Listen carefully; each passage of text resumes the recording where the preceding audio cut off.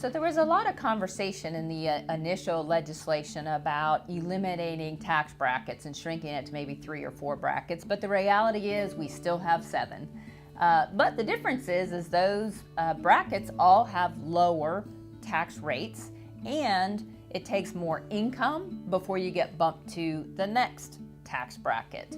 So, remember, think of your taxes as layers stacked on top of each other. The first X dollars of income is taxed at 10%, and the next layer 12%, 22% now, 24%. And so at the end of the day, when you look at your total tax, it's an average of all those stacked layers, averaged together. So with these new lower brackets, say 12% instead of 15%, 22 instead of 25%, the average consumer, the average individual is going to feel a tax benefit. For example, an individual that made, say, $90,000 or a couple that made about $150,000 under the previous tax code, their marginal tax rate would have been about 28%, and now they're in the 24% band.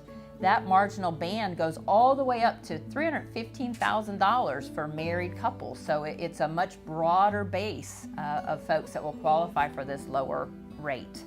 There really wasn't a lot of change to long-term capital gains rates, which also includes qualified dividends.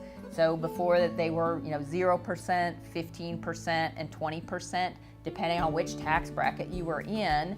Now, instead of lining up with the brackets, they align with income. And so you have a 0% long-term capital gains rate until you have income of about $38,000 individuals, $77,000 for a couple.